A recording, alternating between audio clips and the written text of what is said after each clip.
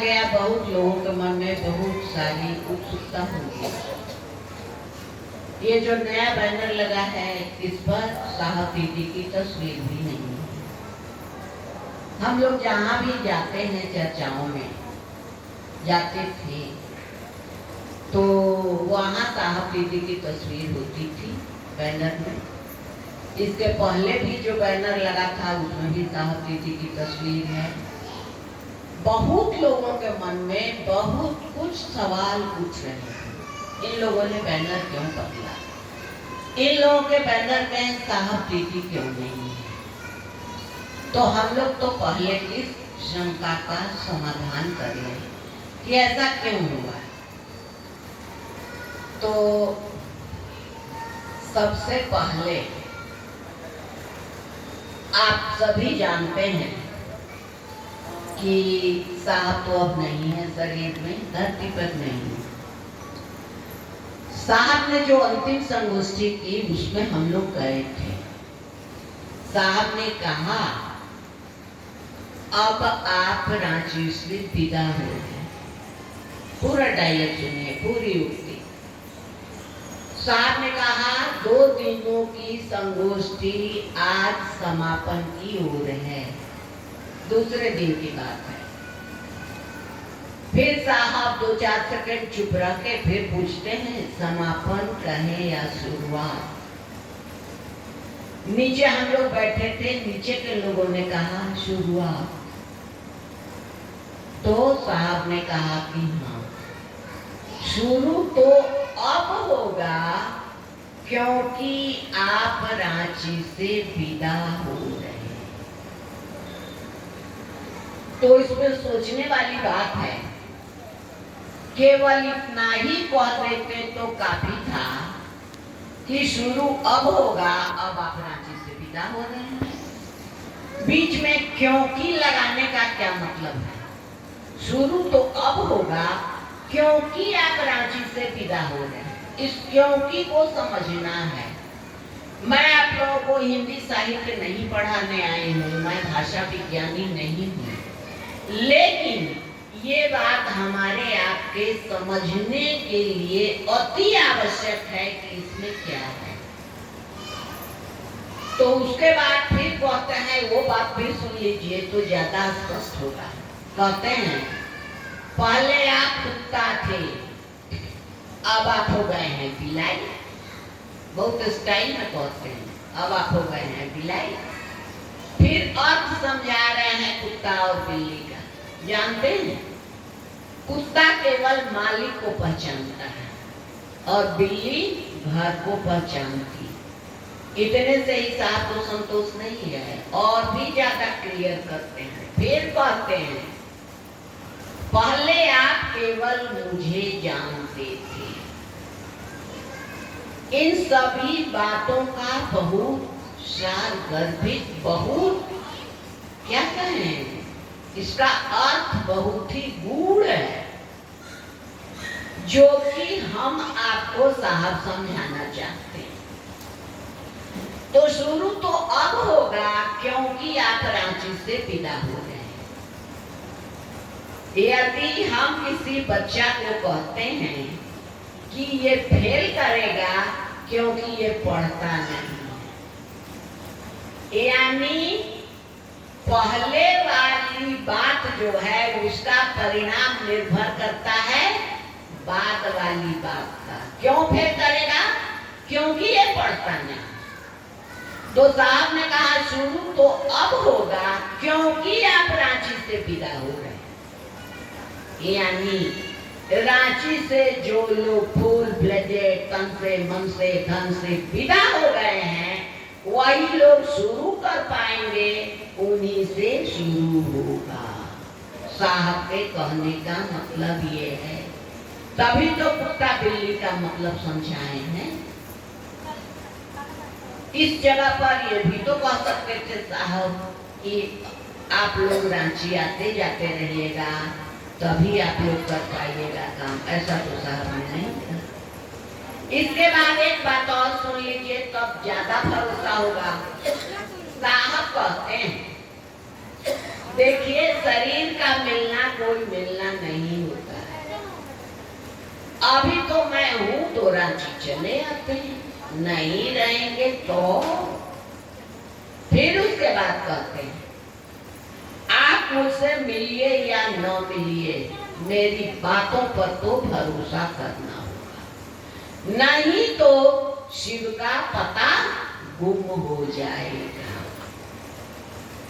यानी हम लोगों के पथ का पाथेर, यानी हम लोगों को जिस रास्ते पर चलना है, जिस मंदिर पर पहुंचना है, वहाँ के लिए पाथे कहिए या रास्ते का खर्च कहिए, सहारा कहिए, जिसको देहात में कहते हैं ना लोग पट खर्चा, वो क्या है? वो साहब की बात पर भरोसा। साफ शब्दों में कहते हैं मेरी बातों पर तो भरोसा करना होगा, नहीं तो शिव का पता गुम हो जाएगा। तो इन सब बातों की वजह से हम लोगों पर शायद साहब की विशेष दया है कि हम लोगों के मन में ये बात बैठ गई कि यदि हम लोगों को साहेब की बात पर भरोसा नहीं होगा तो शिव का पता गुम हो जाएगा, खो जाएगा। और साहब की बातों पर भरोसा करेंगे तो क्या करेंगे? साहब की बातों पर भरोसा करेंगे तो रांची नहीं जाएंगे, न कोई रांची जाएगा तो उसको उत्साहित करेंगे, बल्कि हतोत्साहित करेंगे, समझाने की कोशिश करेंगे कि साहब ने कहा है कि मेरी बातों पर तो भरोसा करना होगा, नहीं तो शिव का पता गुम हो जाएगा। यानी जो लोग भी जा रहे हैं, भेज रहे हैं, उनको साहब की बात पर भरोसा नहीं है तो शिव का पता तो गुम होना ही है। अब इसके बाद आइए बैनर क्यों हटाया गया, क्यों साहब जी की तस्वीर थी? तो हम लोगों ने साहब की बात पर भरोसा करते हुए, यानी केवल भरोसा नहीं, साहब की बात को अपने दिल में बैठा के, गांठ बांध के, पत्थर की लकीर समझ के हम लोगों ने रांची जाना बंद किया। जो लोग भी अपने थे उन लोगों को भी हम लोगों ने साहब की बात का मतलब समझाया। परिणाम हुआ वहां जाने लोग कम हो गए। ये बात मुख्यालय के कानों तक पहुंची, यानी रांची में पहुंची। हम लोगों का प्रोग्राम तो हो ही रहा था। एक बात और नहीं चाहते हुए भी कहना पड़ रहा है कि रांची के लोग प्रोग्राम का समझते हैं मतलब जितनी भीड़ उतना कलेक्शन उतना पैसा, आप लोगों को भी अनुभव होगा। तो हम लोगों के जब प्रोग्राम होते थे काफी भीड़ होती थी, और आजकल इंटरनेट का जमाना है तो वीडियो तो वायरल हो ही जाता है। उन लोगों के नजर में भी वीडियो आया, उड़ती खबर ये भी पहुंची कि हम लोग रांची जाना बंद कर दिए, लोगों को भी नहीं उत्साहित करते हैं जाने के लिए, मना नहीं करते हैं लेकिन उत्साहित नहीं करते हैं, दोनों में अंतर है।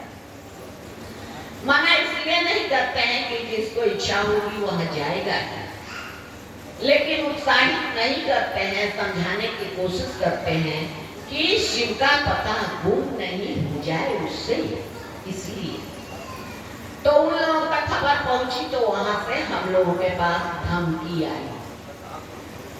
आई कि आप मेरा बैनर नहीं लगा सकते हैं क्योंकि आप रांची मुख्यालय के विरोध में हैं। आप साहब दीदी की तस्वीर नहीं लगा सकते हैं। ये सब हम लोगों ने कॉपीराइट करा लिया है, जिसको ठेठ भाषा में समझिए, यानी कोर्ट से उन लोगों ने अपने नाम लिखवा लिया है। तो ऐसी धमकी आई। शायद आप लोगों के भी नजर में एक आध वीडियो आया होगा, जो लोग रांची के विरोध में हैं और प्रोग्राम करते हैं तो पुलिस पहुंच जाती है, धमकाती है, थाना में ले जाके बैठाती है। ये सब कोई नई बात नहीं है, वो लोग कर चुके हैं, करते रहते हैं आए दिन। तो हम लोगों के पास जब डायरेक्ट ये धमकी आई, यहाँ बैठे हैं उदय गुरु भाई शिवांश, तो तो माइक ऑन था, मैं भी सुन रही थी। इनके पास जब धमकी आई तो उन लोगों ने कहा कि देखिए आप साहब दीदी की तस्वीर लगाइएगा और बैनर लगाइएगा तो मैं आप पर मुकदमा करूंगा, FIR दर्ज करवाऊंगा। तो इन्होंने जवाब दिया कि मेरी सोच इतनी ओछी नहीं है कि मैं साहब दीदी को तस्वीर में, कैलेंडर में, बैनर में लटकाऊंगा। मेरी सोच है मैं अपने भाई बहनों के दिल में साहब को उतारूंगा। अब इसका तो कोई जवाब नहीं है उनके पास। तो हम लोग जो आए हैं सिवान से, यही नहीं जहां भी हम लोग जाते हैं, हम लोगों की एक ही कोशिश, एक ही लक्ष्य, एक ही एम है कि हमारे भाई बहनों के दिल में साहब उतर जाए, न कि वो तस्वीर में उलझे रहे। तो इसीलिए बैनर भी हटाया गया है। इसीलिए हम लोगों के बैनर पर महादेव की तस्वीर है, साहब दीदी की तस्वीर नहीं है। तो ये तस्वीर लगाने का अधिकार भी तो चाहिए। तो अब जान लीजिए, तस्वीर लगाने के लिए ही हम लोगों ने अलग से संस्था रजिस्टर्ड करवाया।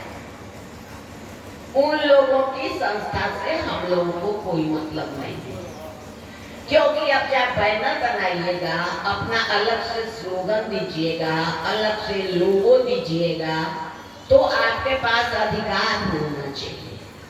जैसे अभी यहाँ नहीं कोई आने जा रहा है, लेकिन यदि कोई आ जाए, शासन प्रशासन का आदमी या रांची का ही आदमी, तो जो पहले बैनर लगा था तो उस पर वो पूछ सकता था, बल्कि पूछता ही है कहीं कहीं कि किससे पूछ के आप लोग ये कार्यक्रम कर रहे हैं, किससे पूछ के आप लोग बैनर लगाए हैं, किससे पूछ के आप लोग साहब दीदी की तस्वीर लगाए हैं।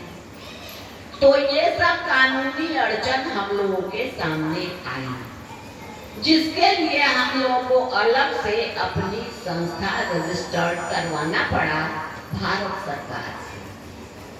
अब हमसे आपसे कोई पूछने का अधिकारी नहीं है कि आप ये क्यों भीड़ जुटाए हैं, आप क्यों ये बैनर लगाए हैं, क्यों साहब दीदी की तस्वीर नहीं है।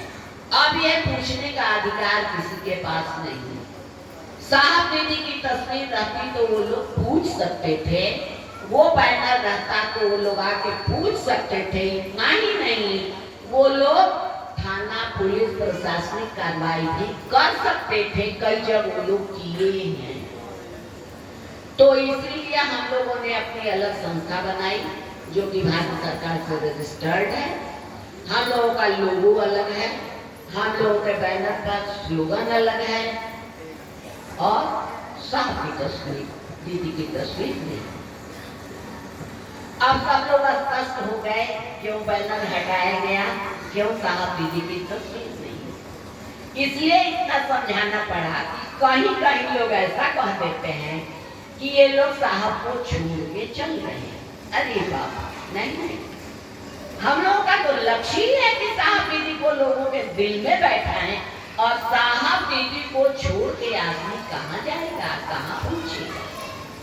जब ये बात बढ़ गई कि साहब की बात पर भरोसा नहीं होगा तो शिव का पता गुम हो जाएगा, जब बात में इतनी ताकत है तो साहब को छोड़ के हम लोग कहाँ जाएंगे, कहाँ पहुंचेंगे। तो अब ये बात स्पष्ट हो गई होगी। अब हम लोग आए जिस काम के लिए यहाँ आए। मैं जब यहाँ आई तो यहाँ पर नमः शिवाय की बात चल रही थी। सबसे पहले कि प्रणाम कैसे करते हैं, तीसरा सूत्र कैसे करते हैं। उसके बाद जिज्ञासा आई कि ये 3 सूत्र क्या है। उसके बाद कि ओम नमः शिवाय क्यों नहीं, नमः शिवाय ही क्यों। ये सारी बात हमारे आने पर हुई है, तो इसको हम लोग स्पष्टता जानने की कोशिश करें। मेरा ऐसा कोई दावा नहीं है कि मैं इसको स्पष्ट कर सकती हूँ, लेकिन बहुत बहुत स्पेशल दया है साहब की। ये मैं बंतुलेटी में और घमंड से नहीं कह रही हूँ। आप लोग भी जिसको जी में आए माइक से कहिए चिल्ला के कि साहब मुझको बहुत प्यार करते हैं, मुझे कोई एतराज नहीं है, लेकिन मुझे ऐसा अनुभव हुआ है इसलिए मैं कह रही हूँ कि स्पेशल दया है। उनकी बात दिल में गड़ जाती है और जो कुछ भी मैंने सुना है, सीखा है, समझा है या आप लोगों को जो भी समझाने की कोशिश करती हूँ, अपने भाई बहनों से शेयर करने की कोशिश करती हूँ, ये सब साहब का दिया हुआ है, मेरा अपना नहीं है और शायद महादेव का भी दिया हुआ नहीं। ये तो सब साहब की देन है। आप लोगों ने सुना होगा, मैंने प्रणाम किया तो मैंने कहा अपने साहब अपनी भी थी। बहुत लोगों के मन में ये भ्रम होगा कि शायद मैं सिवान से आई हूँ इसलिए ऐसा कह रही हूँ। नहीं, इस भ्रम में मत रहिएगा कि मैं सिवान से आई हूँ इसलिए कह रही हूँ अपने साहब अपनी दीदी। नहीं, मैं जब शुरू चर्चाओं में जाती थी तो साहब के लिए लोग बहुत सारे अलंकारिक शब्द, बहुत सारे सुंदर सुंदर शब्द, अच्छे अच्छे शब्द, खूब फूल पत्ती लगा के लोग बोलते, अभी भी बोलते हैं। मुझे कोई एतराज नहीं है, उसकी श्रद्धा है, उसकी भाषा है, अच्छी बात है। लेकिन मैंने जब सोचा कि मैं साहब को क्या कहूँ, मैं साहब को किस विशेषण से संबोधित करूँ, मेरे मन में ये बड़ी उथल पुथल थी। मैंने इस पर बहुत सोचा और थोड़ा मोड़ा डिक्शनरी भी उल्टा कि जो हमारा सबसे ज्यादा शुभचिंतक हो, सबसे ज्यादा प्रिय हो, जो मेरे लिए सबसे ज्यादा सोचता हो, उसके लिए हम कौन सा शब्द प्रयोग करें। तो मेरे मन में ये शब्द आया, अपने साहब अपनी दीदी, यानी जो सबसे ज्यादा हम लोगों का अपना होगा वही तो सबसे ज्यादा हमारे आगे कल्याण के बारे में सोचेगा। तो धरतीवासी के लिए आप देख रहे हैं बैनर पर क्या लिखा हुआ है, मानव चेतना के अभ्युदय हेतु। ऊपर में लिखा हुआ है, आइए गुरु शिव के शिष्य बने। यहाँ गुरु बनाने की बात नहीं हो रही है, ध्यान दीजिएगा। यहाँ बात हो रही है शिष्य बनने की। हम आप शुरू में जब गुरु माने या किसी को कहते थे मानने के लिए, तो हम आप कौन सा शब्द प्रयोग करते थे? शिव को गुरु बना लीजिए ना, शिव को गुरु बना लीजिए। मैंने शिव को गुरु बनाया है। देखिए, अध्यात्म में और कानून में शब्द का बड़ा महत्व है। एक शब्द इधर उधर होने से मायने बदल जाते हैं। तो हम लोगों को सबसे पहले जान लें कि गुरु बनाना नहीं, गुरु वो है, ऑलरेडी है।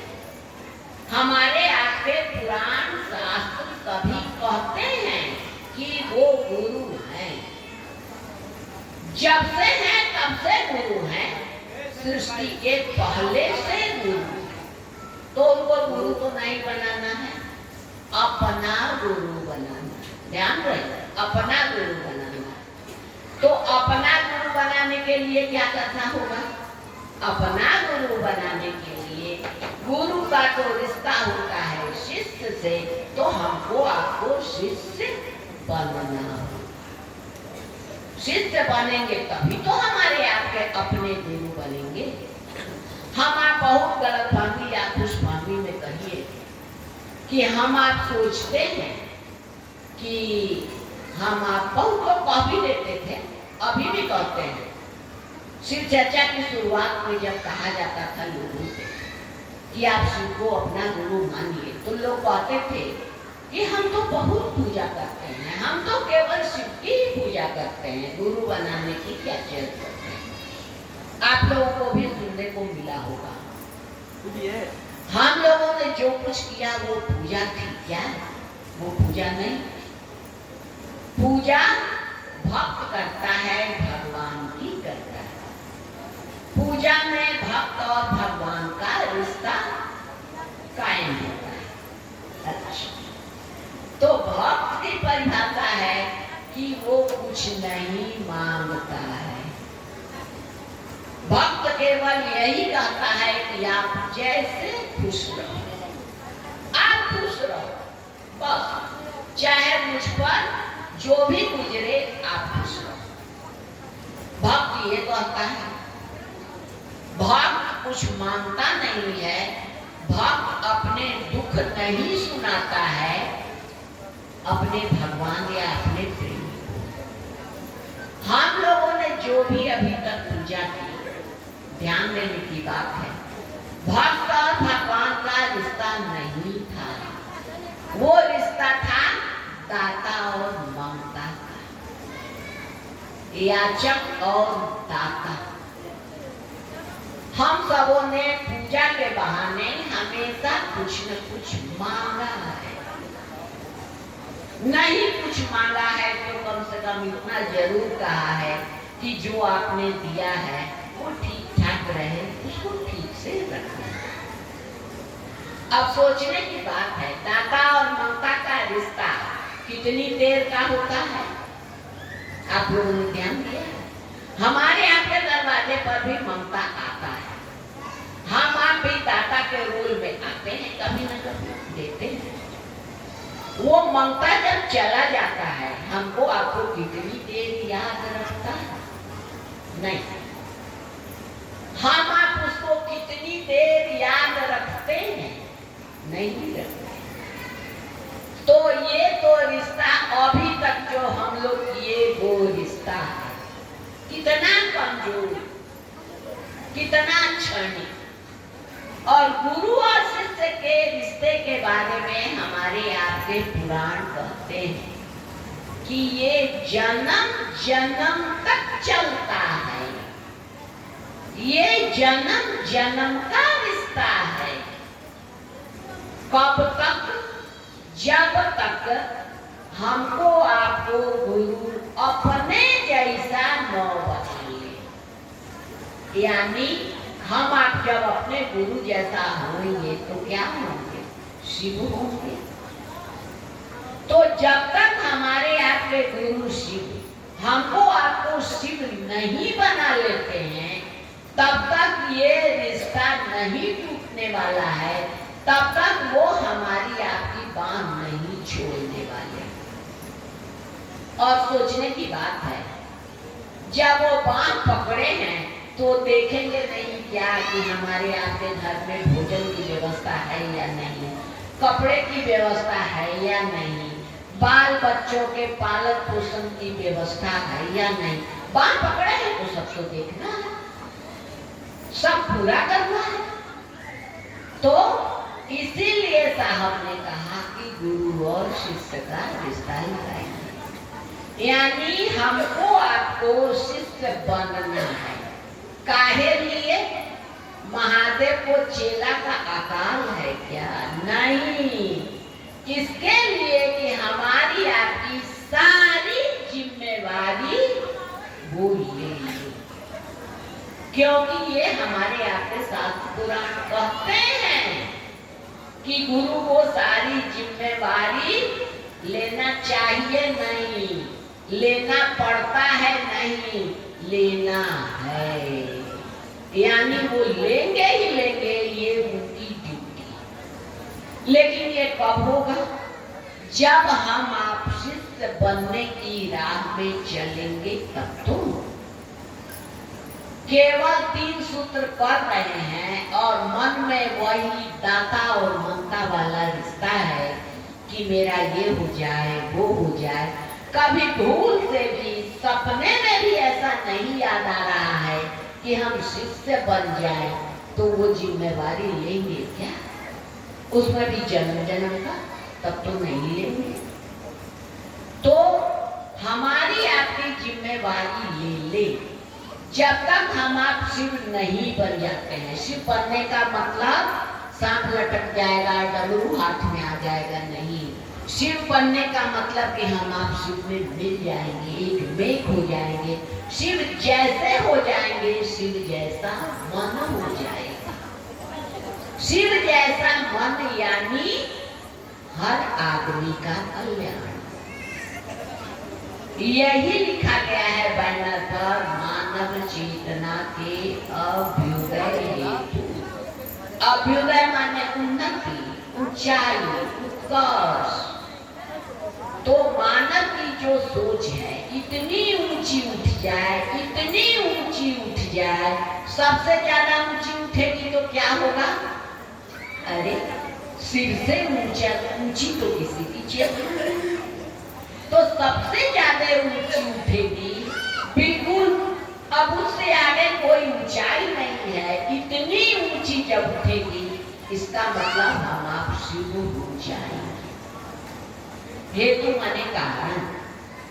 तो मानव चेतना के अभ्युदय हेतु यानी देने वाले ने, ये साहब का वाक्य है, साहब की कही हुई बात है। साहब ने लिखा है, मुझ में मानव चेतना के अभ्युदय की जिद है। और फिर उसके बाद लिखते हैं, इसके लिए शिव गुरु की शिष्यता के सिवा कोई विकल्प नहीं है। यानी कोई गुरु, कोई रास्ता, कोई पंथ, कोई संप्रदाय हमको आपको शिव जैसा नहीं बना सकता है। हमारी आपकी सोच को इतनी ऊंचाई तक नहीं ले जा सकता है कि हम आप शिव जैसे हो जाएं, शिव जैसा सोचें, शिव जैसा मन हो जाए। इसी के लिए सूत्र देने वाले ने, कहने वाले ने कि शिव को गुरु मानिए। उनकी सोच इतनी ऊंची थी, सोच ही नहीं, कहते हैं मेरी ये जीत है। तो उनकी तो जीत है, हम लोग कम से कम सोचे, हम लोग कम से कम सोचे तो कि हम लोग को क्या करना है। यानी कुल मिला के हम लोगों को बस केवल इतना सोचना है, इतना सोचना है कि हमारा आपका मन साहब दीदी जैसा हो जाए। बस यही हम लोगों की मंजिल है कि हमारी आपकी सोच, हमारा आपका मन, हमारा आपका विचार, हमारा आपका आचार, सब कुछ साहब दीदी जैसा हो जाए। और ये होगा कब? जब साहब की बात पर भरोसा होगा तब। बीच में अगर डगमगाए, इधर उधर ताक झांक किए, पतवे भुला जाएगा। अब सोच लेना है कि पता भुला जाए, आगे हम लोग सोचने वाले, देने वाले ने जो सोच कर दिया, उस रास्ते पर बढ़े, उस मंजिल पर पहुंचे। तो इसीलिए साहब ने कहा शिव को गुरु मानने के लिए। अभी तक जितने भी गुरु हुए केवल आध्यात्मिकता की जिम्मेवारी लेते।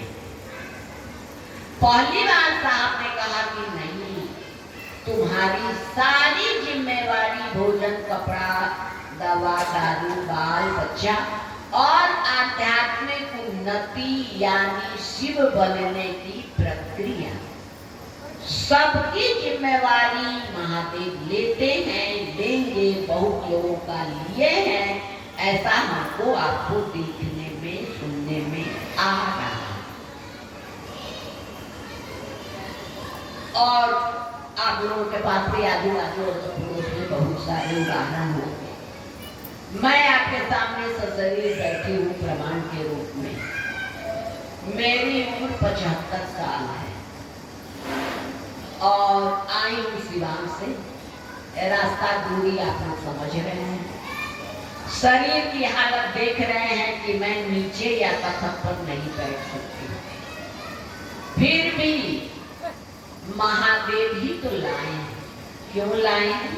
बड़बोलापन नहीं है, वो चाहते हैं शिव बनाना, वो चाहते हैं अपने में मिलाना, तभी तो ऐसा तो दिख रहा है कि साहब ने जो कहा है वो जिम्मेवारी वो लेते हैं, ले रहे हैं। हम पर आप पर सब पर चरितार्थ है गुजर रहा है। इतनी बड़ी बात, इसीलिए साहब ने कहा शिव को गुरु मानिए। एक बार हम लोग बैठे थे तो साहब ने कहा कि अरे हम कहते हैं गुरु मानने का, गुरु मानना क्या, माने शिव के हो जाइए, शिव में सट जाइए, शिव के हो जाइए। तो हम लोग इस रास्ते पर चले। अच्छा एक बात, आप लोग यहाँ इतने हैं, कितने लोग चाहते हैं कि गुरु मेरे हो जाए? हाथ उठाइए।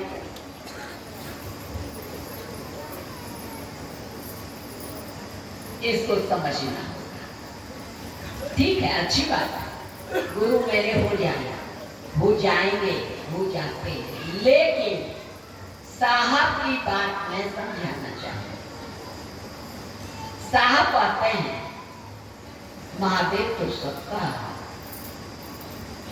और जो सबका होता है वो किसी एक का निजी नहीं हो सकता। महादेव तो सबका है, लेकिन महादेव का कौन है? फिर कहते हैं लेकिन जो भी महादेव का है, महादेव उसकी नौकरी करते हैं। यानी हमको आपको ये सोचना है कि हम आप गुरु के हो जाए, हम आप गुरु के हो जाएंगे तो वो ऑटोमेशन में हमारे आते हैं। यानी हमको आपको ये सोचना है कि हम आप कैसे उनके हो जाए, और इसके लिए रास्ता तो हम लोगों को मिला है साहब का, कि इसके लिए हमको आपको शिष्यता के रास्ते पर चलना, और शिष्यता के रास्ते के बारे में बहुत बार साहब समझाए। शिव को गुरु मानने के लिए किसी श्रद्धा, विश्वास, प्रेम, समर्पण की जरूरत नहीं है। लेकिन इस भूल में आप लोग न रहिएगा कि शिष्य बनने के लिए किसी श्रद्धा, प्रेम, समर्पण की जरूरत नहीं है। नहीं, दोनों में बहुत अंतर है। केवल गुरु मानने के लिए किसी चीज की जरूरत नहीं है, लेकिन शिष्य बनने के लिए, यानी गुरु शिष्य का रिश्ता बन जाए, हम आप उनके हो जाएं, इसके लिए श्रद्धा, प्रेम, विश्वास, समर्पण सब चाहिए। साहब कहते हैं अध्यात्म के रास्ते, अध्यात्म के कक्ष की चाबी जो है वो भाव से खुलती है। कहीं कहीं लिखे हैं कि अध्यात्म के रास्ते का ईंधन भाव। अब हम आप इस पर सोचें कि जैसे हम आप जो कह रहे हैं कि हम शिव को गुरु माने हैं, 3 सूत्र कर रहे हैं, लेकिन देने वाले ने तो ये सोच कर दिया कि हम आप शिष्य बन जाएंगे। हमको आपको 24 घंटे में कितनी बार याद आता है कि हम शिष्य बनने के लिए कर रहे हैं? कितनी बार याद आता है? शायद एक आध बार भी नहीं। मैं बहुत जगह घूमती हूँ, आप लोग भी जाते होंगे, जितना ही दूर अपने आसपास जाके पूछ के देखिए। मैं बहुत दूर जाती हूँ तो भी शिष्य बनने की चाहत और मानसिकता से न कोई गुरु माना है, न कोई सूत्र करता है। ये वास्तविकता है। हम आप किसी न किसी आफत, विपद, कष्ट के चलते विचार आया गुरु मान ले, या किसी ने दबाव डाला कि गुरु मान लो, इसके बाद तुम्हारी उलझने सुलझ जाएंगी, या हमने आपने खुद देखा कि फलाने ने गुरु माना तो उसकी उलझने कम हो गई। यही सब सोच के हम आप शिव को गुरु माने। वहां तक हमारी आपकी कोई गलती नहीं है। जीव भाव में है, अभाव है, उलझन है, ठीक है, वो दूर करते हैं। ऐसा सुना है हमने, आपने गलत नहीं सुना है, तो उनके पास जाएंगे ही जाएंगे। हर देवी देवता के पास हम इसी मतलब से गए हैं कि हमारी आपकी उलझने कम हो। धरती पर किसी देवी देवता की पूजा नहीं होती। कब? यदि हमारे आपके मन में लोभ और डर नहीं होता तब। बस किसी दो कारण से सारी पूजा चल रही है। डर क्या? जो मेरे पास है छीनना, जो मुझे प्यारा लगता है हो न जाए। लोभ, जो मेरे पास नहीं है वो दे दो, बस। इसी दो कारण से सारी पूजा उपासना अनुष्ठान होते रहे। जबकि हमारे आपके हिंदी शब्दकोश या हमारे आपके आध्यात्मिक ग्रंथ क्या कहते हैं? पूजा माने प्यार। हमको आपको प्यार हुआ क्या किसी देवी देवता से? तब फिर सवाल उठता है कि ये पूजा हो क्यों रही है, इसका नाम क्यों पूजा है? ठीक है, पूजा तो हो रही है डर से, लोभ से, लेकिन इसका पूजा नाम किसने रख दिया? जबकि पूजा माने प्यार होता है। इसको भी हम लोग थोड़ा संक्षेप में समझ लें। जिन लोगों ने भी पूजा की कोई विधि प्रविधि इजाद की, जिन लोगों ने भी पूजा की शुरुआत की, तो उन लोगों की सोच यही थी कि ऐसा करते करते करते एक दिन पूजा हो जाएगी। यानी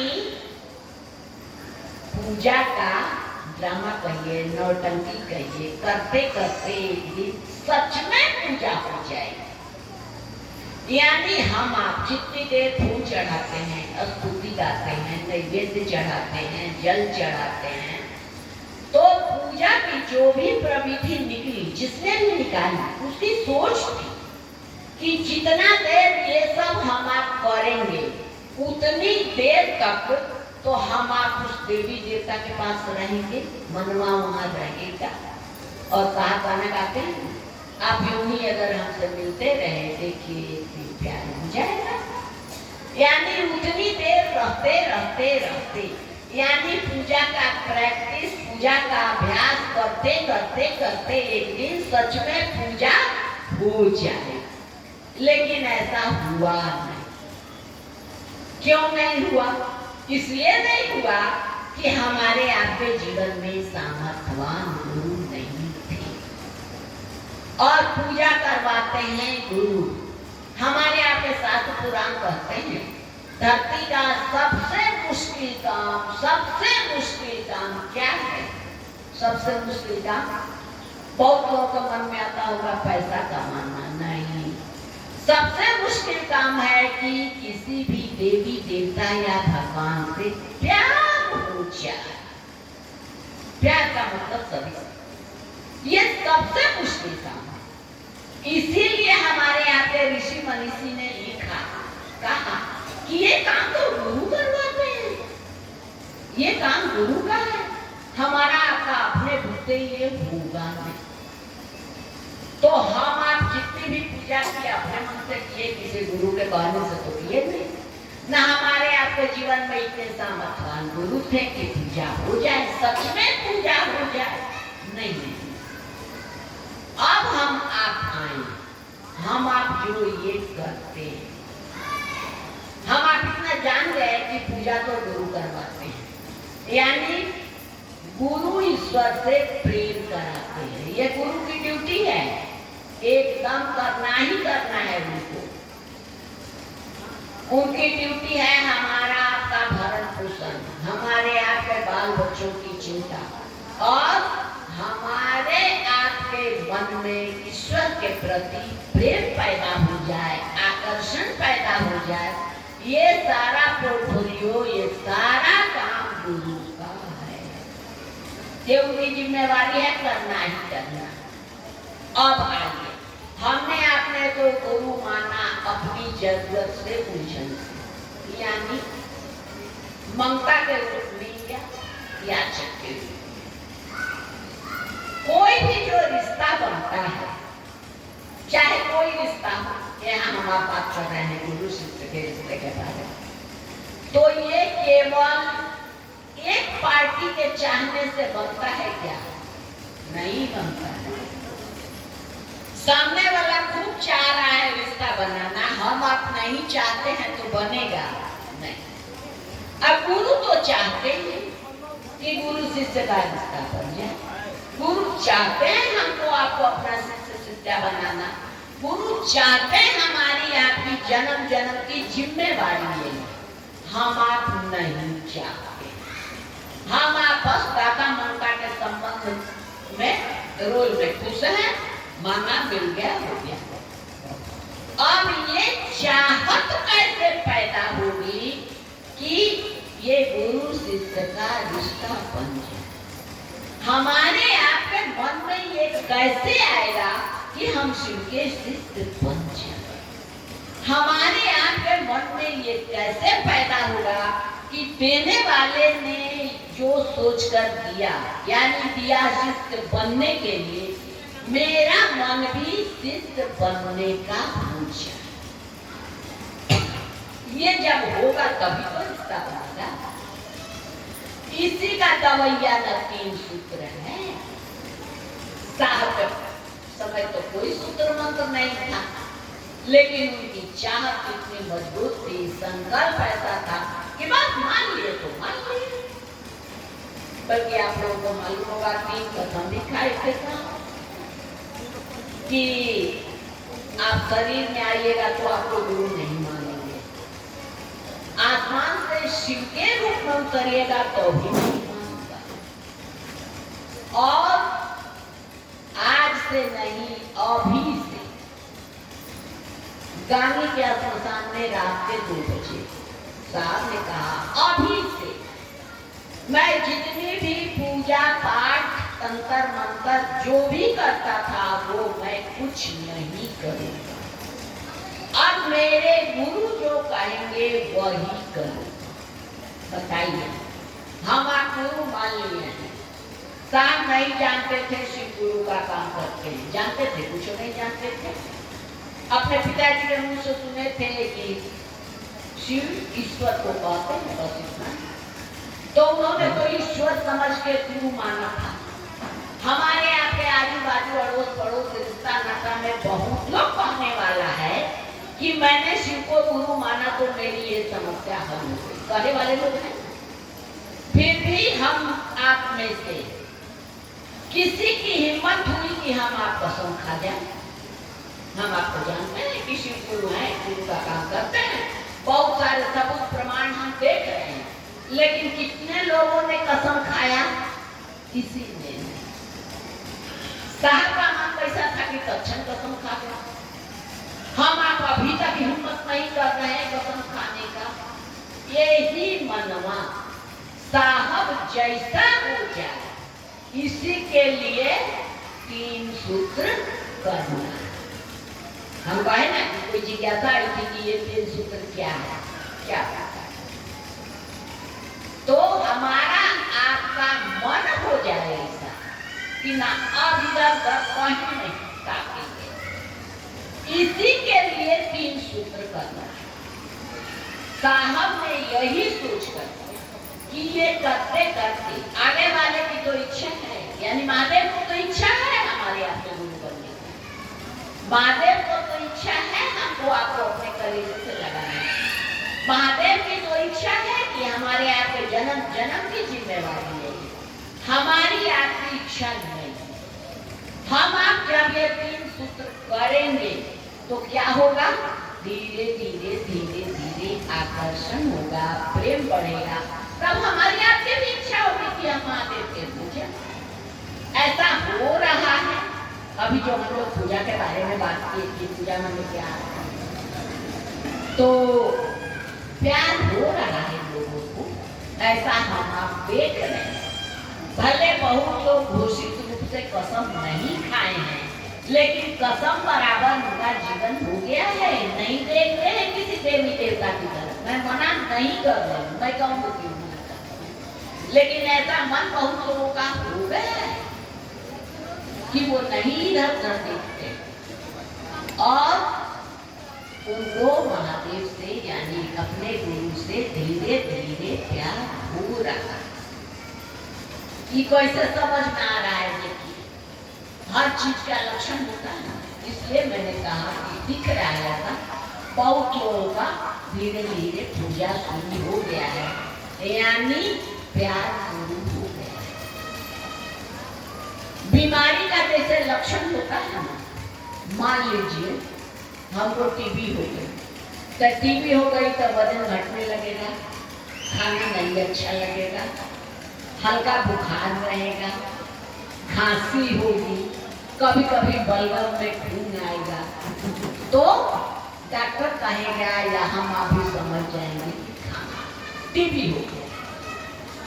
ऐसे ही प्यार का भी लक्षण होता है, आप लोग ध्यान दिए, प्यार का भी लक्षण होता है। प्यार का सबसे पहला लक्षण कि जिससे प्यार होगा ना, 24 घंटा में ज्यादा से ज्यादा मैक्सिमम टाइम को याद रहने लगेगा, मन में भुलाया रहेगा।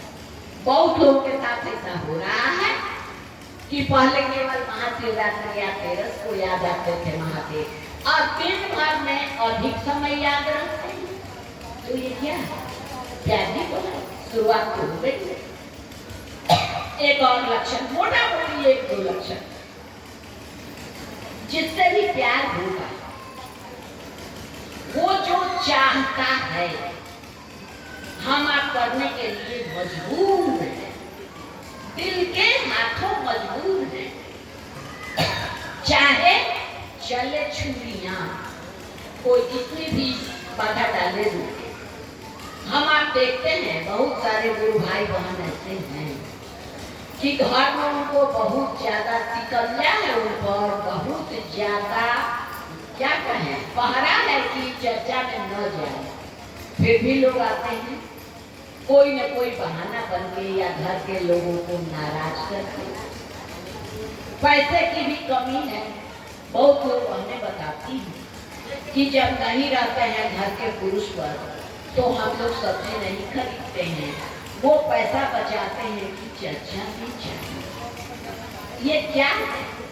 यानी प्यार की शुरुआत हो गई है हमारे आपके मन में भी। अब धीरे धीरे ये आने लगा है कि हम आप भी शिव के हो जाए। ये हुआ कैसे? सूत्र करने। अभी जो बात चल रही थी ना कि ये 3 सूत्र क्या है, तो ये 3 सूत्र यही है कि हमारा आपका मन धीरे धीरे शिव की तरफ खींचेगा, शिव के लिए प्यार पैदा करेगा, आकर्षण पैदा करेगा। अभी होता कैसे है 3 सूत्र करने से? 3 सूत्र का क्या विज्ञान है? देखिए, हम आप जब दया मांगते हैं उतनी देर कहाँ रहते हैं? हमारा आपका मन अपने गुरु शिव के पास रहता है। जितनी देर दया मांगते हैं तो उनके पास उतनी देर मन रहा। कोई दुख सुख कोई उलझन भी आया पारिवारिक या दैनिक जीवन में, तब फिर हमको याद आता है कि शिव से दया मांगे, उस समय ही हमारा आपका मन अपने गुरु के पास जाता है। दूसरा सूत्र चर्चा में। चर्चा में हमको आपको जाना है। एक दिन प्रीवियस डे रात में हम आप सोचते हैं कल जाना है, जो काम है जल्दी जल्दी हम आप सुलझा लेते हैं कि सुबह ज्यादा देर है, यानी हमारा आपका मन अपने गुरु शिव के पास है। सुबह भी जल्दी जल्दी कर रहे हैं कि चर्चा में जाना है, रास्ते में भी सोच रहे हैं कि चर्चा में जा रहा है, यहाँ बात सुने तो ऑलरेडी है ही अपने गुरु के साथ, फिर यहाँ से जाने के समय रास्ता में बात कर रहे हैं कि ये भैया ये कहे हैं, ये बीती ये कहे, यानी उतनी देर हम आप महादेव के साथ रात में सोने के समय भी याद आते हैं। फिर आइए हम आपको अपने गुरु को प्रणाम करते हैं। प्रणाम करते हैं, मन भगता है तो हम आप खींच के लाते हैं कि महादेव के पास रहे तब तो प्रणाम। तो उतनी देर भी हम आप शिव के पास रहते हैं। साहब क्या कहते हैं, आप यूं ही अगर हमसे मिलते रहे, देखिए ये प्यार हो जाएगा। यानी दया मांगे तो उस समय मिले, उस समय उतनी देर रहे, फिर चर्चा में उनके साथ रहे, फिर प्रणाम किए तो उनके साथ रहे। रहते रहते रहते रहते धीरे धीरे शिव का आकर्षण हमको आपको खींचता है, हमको आपको शिव से प्यार होने लगता है, हमारी आपकी उलझने सुलझने लगती हैं। मन कहता है कि नहीं वो तो सुनते हैं, वो तो मदद करते हैं। यही तीनों सूत्र है। अब एक बात कर रहे थे लोग प्रणाम के बारे में और ओम नमः शिवाय के बारे में। तो ये ओम नमः शिवाय क्या है? जैसा कि साहब कहते हैं कि न लोग मैंने हटाया है न जोड़ना। सबसे पहले तो हम लोग समझे कि है क्या, कहाँ से आया, कैसे आया, कब आया, कैसे इसका चलन हो गया, बढ़ गया चलन हर मंत्र में। तो मैंने तो पुराणों का उतना गहन अध्ययन नहीं किया है, जैसा कि मैं कहती हूँ कि सब कुछ कहा कर दिया। तो पहले हम लोग जाने कि ये ओम क्या है। देखिए, जब शिव के मन में आया एको हम बहुत श्यामा, मैं एक से अनेक हो जाना, तो जब ऐसा मन में आया, हमारे आपके भी मन में कुछ आता है तो चित्त में एक तरंग उठती निःशब्द, जो कि हमको आपको सुनाई नहीं पड़ती है, दिखाई भी नहीं पड़ती। तरंग का मतलब समझिए जैसे स्थिर पानी है पोखरे का या नदी का, उसमें हम आप कंकड़ फेंकते हैं तो लहर ऐसे बनाती है। वैसे ही हमारे आपके मन में भी जब कोई इच्छा पैदा होती है तो तरंग पैदा होती। तो जब तरंग पैदा होगी तो कुछ न कुछ तो ध्वनि निकलेगी। जैसे हम लोग डालते हैं तो छपाक के होता है, तो जब भी तरंग निकलेगी तो कुछ न कुछ ध्वनि पैदा होगी। तो जब शिव के मन में ये इच्छा हुई कि एक हूँ हम बहुत है, मैं एक से बहुत हूँ, तो एक तरंग पैदा हुई, उस तरंग में ध्वनि निकली ओम। ये ध्वनि, यही ओम। ऐसे अभी इस पर बहुत रिसर्च चल रहे हैं, वैज्ञानिक और बड़े बड़े संत कह रहे हैं कि वो ध्वनि अभी तक गूंज रही है, अभी खत्म नहीं हुई है, मरी नहीं। तो उस समय जब शिव के मन में ये तरंग उठा तो एक ध्वनि उठी ओम, यानी सृष्टि का सबसे पहला शब्द, पहली ध्वनि ओम। इसके पहले कोई शब्द कोई ध्वनि नहीं। और जब सृष्टि रूपायित हो गई, ये केवल इच्छा पैदा की है तब ओम आया है। और जब सृष्टि सोच में, और जब सृष्टि रूपायित हो गई तब वो बन गया नमः शिवाय।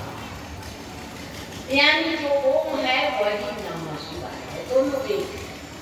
ओम बीज है और नमः शिवाय पौधा। ओम के बारे में शास्त्रों में पुराणों में आया है प्रणव, सूक्ष्म प्रणव, और नमः शिवाय के बारे में आया है अस्थूल प्रणव, यानी दोनों एक है। अब ये ओम का चलन कैसे हो गया है?